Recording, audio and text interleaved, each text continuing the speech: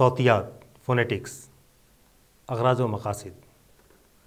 اس سبق کا مقصد آپ کو لسانیات کی ایک اہم شاخ صوتیات یعنی فونیٹکس سے واقف کرانا ہے۔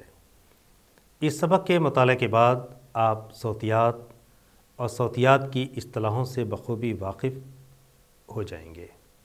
اس سبق کے ذریعے اعضائی تکلم آرگنس آف اسپیچ کی مدد سے آوازوں کی ادائیگی کی تفصیلات سے آپ کو واقف کرانے کی کوشش کی گئی ہے۔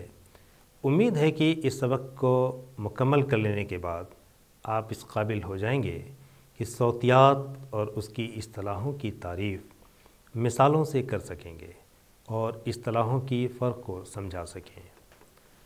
تمہید: ممکن ہے کہ آپ صوتیات اور اس کی اصطلاحوں سے واقف نہ ہوں، لیکن دوران گفتگو آپ یقینی طور پر آوازوں کی ادائیگی کرتے ہوں گے۔ کیا آپ نے کبھی سوچا ہے کہ ان آوازوں کی ادائیگی میں آپ کی جسم کی کون سے اعضاء معاون و مددگار ثابت ہوتے ہیں، یا پھر ان آوازوں کے درجہ بندی کس طور پر کی جاتی ہے؟ شاید آپ نے اس کی ضرورت نہ سمجھی ہو اور ان کی تفصیلات پر کبھی غور نہ کیا ہو، لیکن اردو زبان کے مطالعے کے لیے ضروری ہے کہ آپ صوتیات اور اس سے جڑی دوسری اصطلاحوں سے بخوبی واقف ہوں، کیونکہ زبان کا آوازوں سے گہرا تعلق ہوتا ہے۔ کسی بھی زبان کو بخوبی سمجھنے کے لیے اس کی صوتی نظام کو سمجھنا نہایت ضروری ہے، اور یہ صوتیات یعنی فونیٹکس سے واقفیت کی بغیر ممکن نہیں۔ مزید تفصیل کے لیے یہ سمجھیں کہ کسی بھی زبان کے استعمال کے دو حصے ہوتے ہیں، پہلا نفسیاتی اور دوسرا میکانیکی۔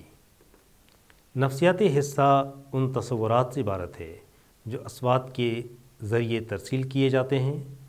اس کا رشتہ براہ راست دماغ سے ہے، جبکہ میکانیکی جزء کا رشتہ اعضائے تکلم سے ہے۔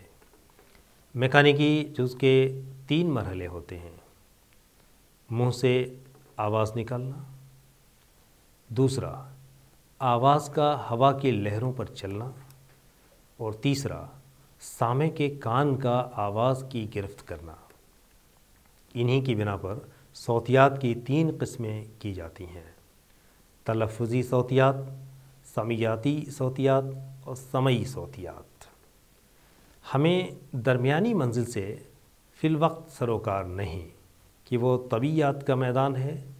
بات چیت میں متکلم اور سامع کی حد تک ذیل کی منزلیں ہوتی ہیں، یعنی متکلم کے دماغ میں کوئی تصور آتا ہے، دماغ ہی میں کچھ آگے بڑھ کر اس خیال کا صوتی پیکر بنتا ہے، اور صوتی پیکر کو اعضائے نطق منہ سے باہر نکال دیتے ہیں۔ چوتھی صورت یہ ہوتی ہے کہ صوت ہوا کی لہروں پر چلتی ہے۔ اس کی 5ویں صورت یہ ہے کہ صوت سامع میں داخل ہوتی ہے، اور پھر تھوڑا آگے بڑھ کر اس کا ایک سمعی پیکر تیار ہوتا ہے، اور 7واں مرحلہ اس کا یہ ہوتا ہے کہ اس سمعی پیکر کو دماغ تصور میں ڈھال لیتا ہے۔ اس طرح ایک دماغ کا تصور دوسرے دماغ میں پہنچتا ہے۔ دونوں طرف نفسیاتی اور میکانیکی دونوں منزلیں آتی ہیں۔ صوتیات اور اس کی شاخیں۔ ان تفصیلات سے اندازہ ہوتا ہے کہ صوتیات لسانی آوازوں کا سائنسی مطالعہ ہے۔ صوتیات کی اس تعریف میں انسانی آواز، اسپیچ، ساؤنڈ اور سائنسی مطالعہ کلیدی حیثیت رکھتے ہیں۔ انسانی آواز سے ہماری مراد وہ تمام آوازیں ہیں جو الفاظ کی ادائیگی میں معاون ثابت ہوتی ہیں۔ یہ آوازیں کسی زبان خاص کی نہیں ہوتیں، بلکہ دنیا کی کسی بھی زبان کی ہو سکتی ہیں۔ منہ سے نکلی تمام آوازیں لسانی آوازوں میں شمار نہیں کی جا سکتی ہیں۔ مثال کے طور پر ہنسی یا کھانسی کی آواز لسانی آواز نہیں ہے۔ اس بات کی مزید وضاحت کے لیے کہا جا سکتا ہے کہ ہنسی یا کھانسی یا اس قسم کی تمام دوسری آوازیں اس زمرے میں شامل نہیں ہوتیں۔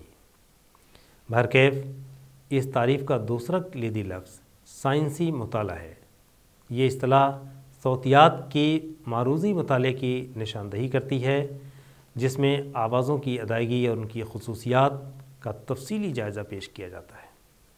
یعنی اس مطالعے میں ماہر صوتیات کی ذاتی دلچسپی شامل نہیں ہوتی اور وہ سائنسی اصولوں کی بنیاد پر آوازوں کی ادائیگی کی تفصیلات، خصوصیات اور درجہ بندی پیش کرتا ہے۔ اس مطالعے میں ماہر صوتیات کی ذاتی دلچسپی کا شامل نہ ہونا مطالعے کو معروضی بناتا ہے۔ یہاں اس بات کی وضاحت ضروری ہے کہ علم صوتیات یعنی فونیمیات سے مختلف ہوتی ہے، کیونکہ علم اصوات یا فونیمیات فونولوجی میں کسی مخصوص زبان کی صوتی نظام کا مطالعہ پیش کیا جاتا ہے۔ اس کے برعکس صوتیات میں آوازوں کا عام مطالعہ پیش کیا جاتا ہے۔ گویا دوسرے لفظوں میں ہم یہ کہہ سکتے ہیں کہ صوتیات کا تعلق دنیا کی تمام زبانوں سے ہے اور یہ علم آوازوں کے مطالعے کا بنیادی خاکہ پیش کرتا ہے۔ ان تفصیلات سے اس بات کا اندازہ ہو جاتا ہے کہ صوتیات کا تعلق زبان کی تقریری شکل سے ہے۔ اس کی مزید وضاحت کے لیے کہا جا سکتا ہے کہ بولنے سے پہلے مقرر دماغ میں کسی خیال کو جنم دیتا ہے اور پھر اس خیال کو اظہار کے پیکر میں تبدیل کرنے کے لیے نظام اعصاب کے ذریعے اعضائے تکلم تک پہنچا دیا جاتا ہے۔ اعضائے تکلم میں ارتعاش کی وجہ سے صوت پیدا ہوتی ہے۔ یہی اصوات ہوائی لہروں کے وسیلے سے سننے والے کے کانوں سے ٹکراتی ہیں اور اعصاب کے ذریعے صوتی پیغام اس کے دماغ تک پہنچتا ہے، جہاں اس کی توزیع ہوتی ہے، جس کو ہم عام زبان میں کہنا اور سننا کہتے ہیں۔ یہ سب کچھ اس طرح اور اتنی جلدی ہو جاتا ہے کہ دنیا کی کوئی مشین اس پوری پیچیدہ طریقے عمل کی برابری نہیں کر سکتی۔ گویا صوتیات کی مدد سے ہم آوازوں کی ادائیگی یعنی آوازوں کی آرٹیکولیشن، آوازوں کی ٹرانسمیشن اور آوازوں کی پرسیپشن کو بخوبی سمجھ سکتے ہیں۔ اسی بنیاد پر صوتیات کی 3 شاخوں کی نشاندہی کی جاتی ہے۔ پہلا تلفظی صوتیات، دوسرا سمعی صوتیات اور تیسرا سمعیاتی صوتیات۔ گویا لسانی ترسیل کے عمل کے 3 حصے ہوتے ہیں۔ پہلا، بولنے والے کے اعضائے نطق صوت پیدا کرتے ہیں۔ دوسرا، صوت لہروں کی شکل میں ہوا کے دوش پر آگے بڑھ جاتی ہے، اور تیسرا، سامع کے کان ان صوتی لہروں کی گرفت کرتے ہیں۔ صوتیات کی ان 3 اہم شاخوں کی مدد سے ہم آوازوں کی ادائیگی سے لے کر آوازوں کی ادراک تک تمام مراحل کو بخوبی سمجھ پاتے ہیں۔ صوتیات کی شاخ تلفظی صوتیات میں ہم اس بات کا مطالعہ کرتے ہیں کہ تکلمی صوت کی ادائیگی میں اعضائے تکلم کس طرح کام کرتے ہیں اور ان کے متحرک ہونے سے کون آوازوں کی ادائیگی ہوتی ہے اور کن آوازوں کی ادائیگی ہوتی ہے۔ اس طرح بولنے اور سننے والے کے درمیان ترسیل کے دوران تکلمی صوت کے طبعی خصوصیات کا مطالعہ سمعی صوتیات کے ذریعے ہوتا ہے۔ متکلم اور سامع کے درمیان کے فاصلے کو آوازیں ہوا کی مدد سے پورا کرتی ہیں۔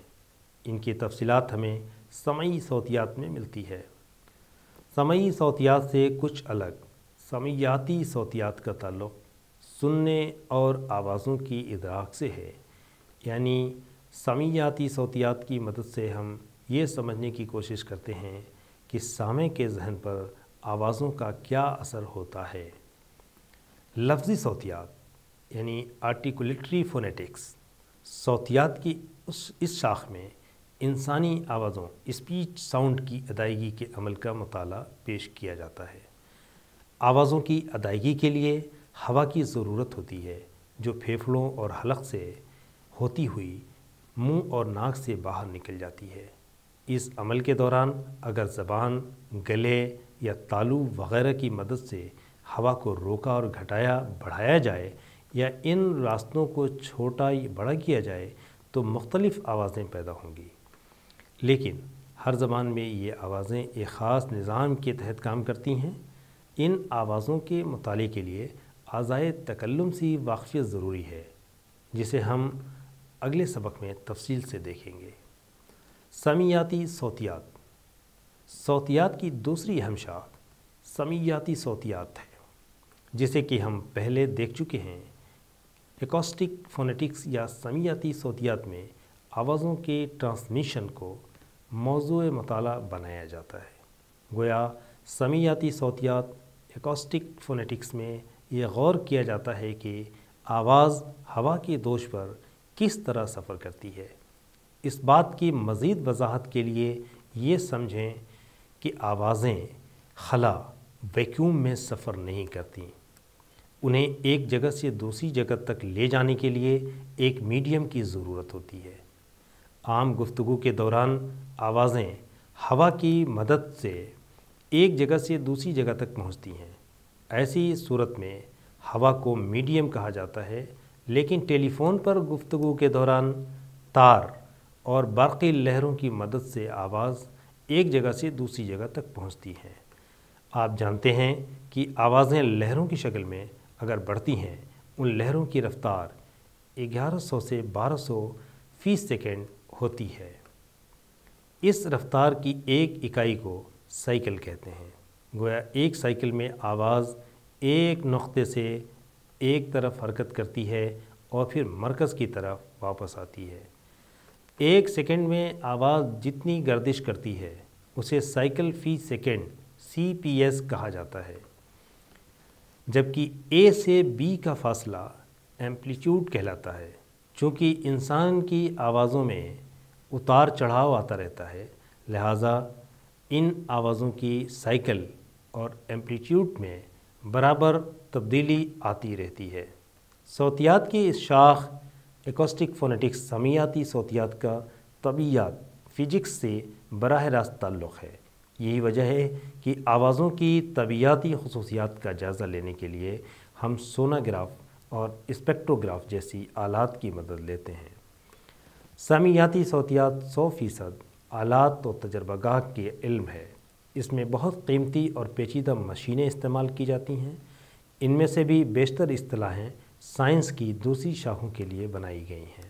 مثلاً اسپیکٹروگراف اور آسلوگراف طبیعیات کے شعبوں میں کام میں لائے جاتے ہیں۔ صوتیات نے ان سے خاص فائدہ اٹھایا۔ ذیل میں قدیم و جدید صوتیات آلات کا تعارف درج کیا جاتا ہے۔ الیکٹرو کائموگراف، اس میں مائک لگا رہتا ہے۔ اس میں آواز زیادہ فطری طریقے سے بولی جا سکتی ہے، لیکن یہ قدیم کائموگراف کے برابر مفید نہیں۔ اس میں مفیت اور سر ہی کو جانا جا سکتا ہے۔ انکرائٹر، اس میں کامیوگراف کی طرح دھوئیں کا کالا کاغذ نہ لپیٹ کر سفید کاغذ لپیٹتے ہیں اور اس پر سوئی سیاہی کے نشان بناتی ہے۔ اس کے خط زیادہ صحیح ہوتے ہیں، اس کا سرفرا استعمال بھی کم ہوتا ہے۔ کروموگراف، اسے اسپین کے ایک ماہر لسانیات نے بنایا۔ یہ اچھا خاصا آلہ ہے لیکن رائج نہ ہو سکا۔ منگوگراف، اس منگوگراف کو یہ مسیت اور سر ناپنے کے لیے بہت اچھا ہے۔ اس میں بھی مائک لگا رہتا ہے۔ یہ سویڈن میں بنایا گیا۔ انگلستان میں ایک ایسا کاموگراف بنایا گیا جس میں کیمرے کا استعمال ہوتا ہے۔ اسلوگراف، صوتیات کے مطالعے میں یہ اہم مشین ہے۔ اس میں بولنے سے آواز کی لہریں بنتی ہیں جو بیچ کے شیشے کے پردے پر دکھائی پڑتی ہیں۔ ان کا فوٹو لے لیا جاتا ہے۔ یہ مشین بجلی سے چلتی ہے۔ اس سے آواز کی تلفیظ کا صحیح وقت معلوم ہو جاتا ہے، کیونکہ اس میں آواز کی لہریں 1000 فی سیکنڈ کے حساب سے درج ہوتی ہیں۔ اس سے سر کا مطالعہ بھی ہوتا ہے اور مسیتی غیر مسیتی کا بہت صحیح علم ہو جاتا ہے۔ موٹے طور پر آواز کی شدت یعنی نرمی و کرختگی کو بھی ناپا جا سکتا ہے۔ طریقے تلفظ کے لحاظ سے آوازوں کی جو قسمیں ہیں ان کا بھی پتہ چل جاتا ہے۔ اسپیکٹروگراف یہ دوسری جنگ عظیم کے دوران فوجی ضرورتوں کے تحت ایجاد کیا گیا۔ اب یہ صوتی مطالعے میں سب سے اہم آلہ ہے۔ اس سے خاص طور سے صوتی تواتر یعنی سائیکل فی سیکنڈ اور تلفیظ کے وقت کا پتہ چلتا ہے۔ साथ ही इनफियत की भी तौसीह होती है। इसमें मुसव्वतों का अक्स जितना अच्छा आता है मुसम्मतों का नहीं। स्पेक्ट्रोग्राफ की कई किस्में मसलन सोनोग्राफ और कार्डियोलॉजी वगैरह, इनमें सोनोग्राफ सबसे मुफीद है। इसमें वक्त का नाप अच्छा होता है, इसमें माइक पर बोलते हैं और मशीन से फ़ोटो बनता है। इसमें आवाज़ की जुमला तबई खुसूसियात पर रोशनी पड़ती है। मसनूई तालू, ये अपने मुंह के तालू यानी छत की नाप की एक चादर बनवाती जाती है। इस पर काला रंग होता है। इसके ऊपर खर या मिट्टी फेर कर इसे तालू पर लगा लेते हैं और किसी आवाज़ की तलफीज़ करते हैं। तलफीज़ में ज़बान का जितना हिस्सा तालू को छूता है उतने हिस्से की खर या गीली हो जाती है। फिर मसनूई तालू को एहतियात से निकाल कर उसका फ़ोटो ले लेते हैं। ऐसे नक्शे को प्लेटोग्राम कहते हैं। आजकल एक मशीन प्लेटोग्राम पर विजिटर से भी मदद ली जाएगी। बोलने के बाद नकली तालू के अक्स लेकर उसमें लगा लेते हैं। बिजली का बटन दबाने से इसका अक्स एक शीशे पर पड़ता है, जहां एक पतले कागज़ पर इसका नक्श लिया जा सकता है। इसकी मदद से प्लेटोग्राम जल्दी तैयार हो जाता है। इसमें एक पतली छड़ पर 102 डिग्री के ज़ाविये पर एक छोटा सा शीशा आईना लगा रहता है। किसी के मुंह को रोशनी की तरफ करके मुंह में कव्वे लहात के पास ये शीशा डाल देते हैं और उसमें मखरज सौत का अक्स दिखाई दे जाता है। इसके बाद जो आवाज़ें बोलना मुमकिन हो उन्हें बोलकर सौती तारों की कैफियत देख लेते हैं। अपने मुंह में देखना हो तो एक आईना बाहर रखकर उसमें उसका अक्स देख सकते हैं। इसका इस्तेमाल सबसे पहले 1807 में हुआ। ये ENT year nose and throat के डॉक्टरों का आला है, जो ऐसे डॉक्टर जो नाक, कान और गले का इलाज करते हैं। ये दिक्कत है कि मुंह में इतनी अंदर शीशा डालकर चंद आवाज़ें ही अदा हो सकती हैं, वो भी गैर फितरी तरीक़े से। पैटर्न प्लेबैक ये हाल की ईजाद है।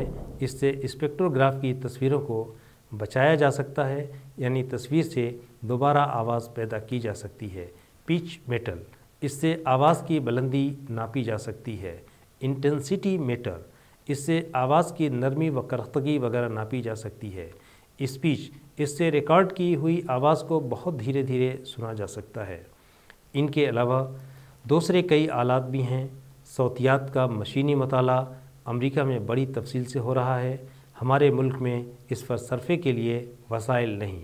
वैसे पुणे और आगरा में सौतियात की अच्छी खासी लेबोरेटरी हैं।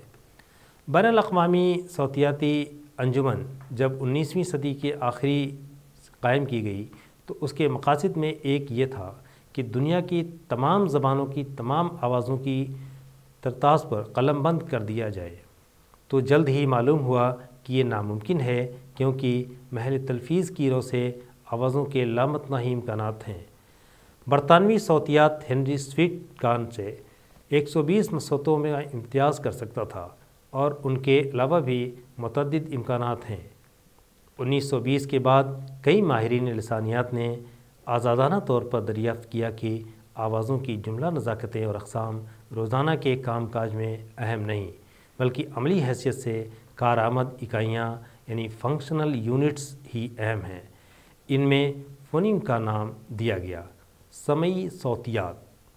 समई सौतियात की वो शाख है जो आवाज़ों की समई तरीक़ेकार का जायज़ा पेश करती है।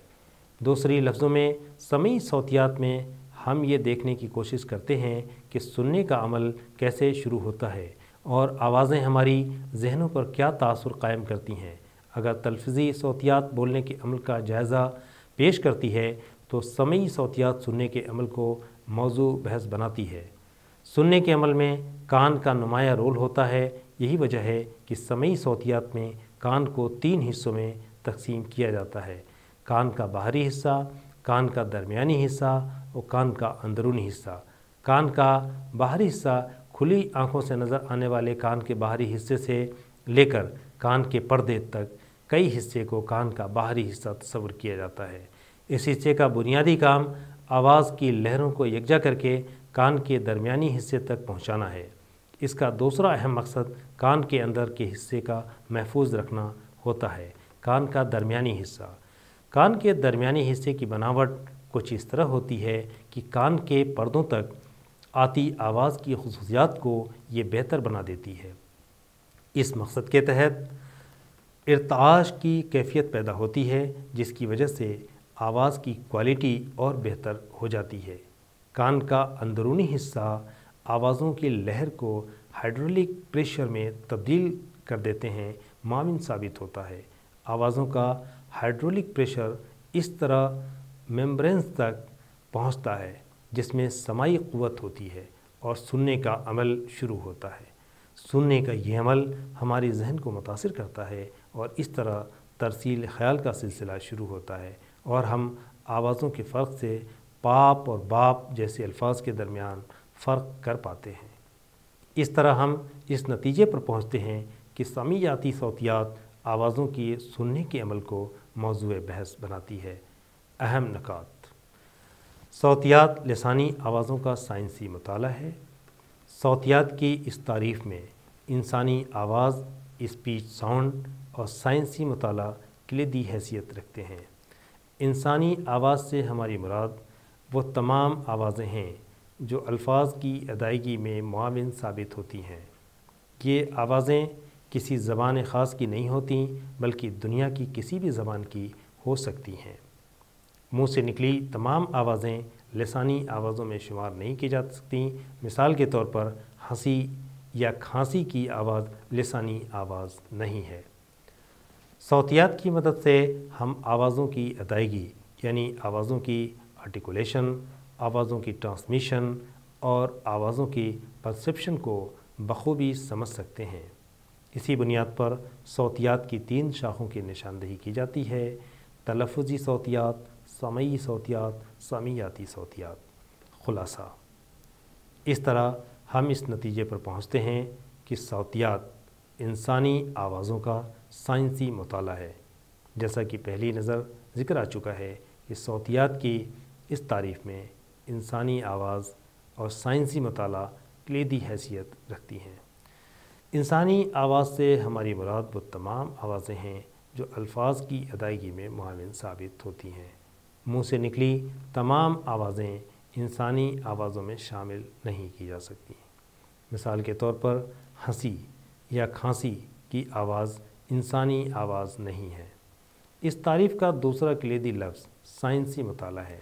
یہ اصطلاح صوتیات کی معروضی مطالعے کی نشاندہی کرتے ہیں، جس میں آوازوں کی ادائیگی اور ان کی خصوصیات کا تفصیلی جائزہ پیش کیا جاتا ہے۔ عام صوتیات، فونیمیات، کیونکہ علم اصوات یا فونیمیات یعنی فونولوجی میں کسی مخصوص زبان کی صوتی نظام کا مطالعہ پیش کیا جاتا ہے۔ اس کے برعکس صوتیات میں آوازوں کا عام مطالعہ پیش کیا جاتا ہے۔ صوتیات کی مدد سے ہم آوازوں کی ادائیگی، آوازوں کی ٹرانسمیشن اور آوازوں کی پرسیپشن کو بخوبی سمجھ سکتے ہیں۔ اسی بنیاد پر صوتیات کی 3 شاخوں کی نشاندہی کی جاتی ہے: تلفظی صوتیات، سمعی صوتیات اور سمیعاتی صوتیات۔ اس باب کی تفصیلات سے ہم اس نتیجے پر پہنچتے ہیں کہ صوتیات تکلمی اصوات کا عمومی یعنی جنرل مطالعہ ہے۔ اس میں اس بات کی طرف قطعی توجہ نہیں دی جاتی کہ انسانی اعضائی تکلم سے ادا ہونے والی اصوات کا تعلق آیا کسی زبان سے ہے یا نہیں۔ صوتیات کی بنیادی اکائی صوت کہلاتی ہے، یعنی اصوات صوتیات کا خام مواد را مٹیریلز ہیں اور انہیں تجربہ گاہ میں آلات کے ذریعے ریکارڈ کیا جا سکتا ہے۔ صوتیات میں تکلمی اصوات تجزیہ و توضیح یعنی ان کا ڈسکرپشن پیش کیا جاتا ہے، یعنی اس میں ایسی تکنیک کی تلاش ہوتی ہے جن کے ذریعے ہم انسانی اعضائے تکلم سے ادا ہونے والی تمام اصوات کا صریحاً تجزیہ و توضیح پیش کر سکیں۔